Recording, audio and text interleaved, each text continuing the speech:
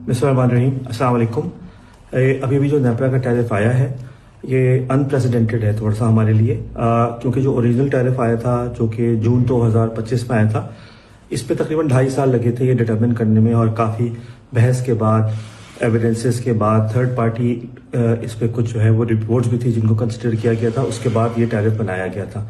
ये between June and now इतनी जल्दी इसको रिवाइज किया गया है और इसको जो है वो सब्सटेंशियली रिड्यूस किया गया है। हम इसका इम्पैक्ट अभी देख रहे हैं और ये भी देख रहे हैं कि अब हम विद दिस टैरिफ किस तरह से के इलेक्ट्रिक को रन करेंगे और सप्लाई को मैनेज करेंगे।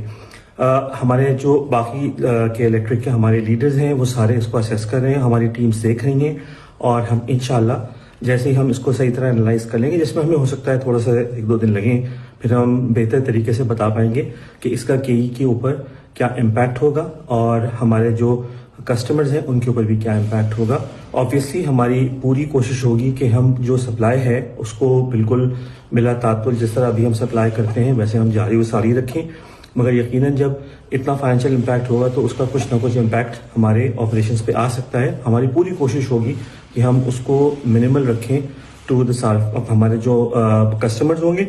और अभी हम सिर्फ आपको ये कहना चाहते हैं कि हमें थोड़ा सा वक्त दें, हम सारे ऑप्शंस भी देख रहे हैं कि विद दिस न्यू टैरिफ और जिस तरह ये हुआ है तो हमारे पास क्या ऑप्शंस हैं in order to take whatever actions that we have to take. Obviously हम अपने बोर्ड को भी इन्फॉर्म करेंगे और उनसे भी गाइडेंस लेंगे, और हमारी पूरी कोशिश होगी कि हम अपने लिए भी और कराची के शहरियों के लिए भी जो बेस्ट हो वो इंशाल्लाह वो हम करें। बहुत बहुत शुक्रिया। के इलेक्ट्रिक जिंदाबाद, पाकिस्तान जिंदाबाद।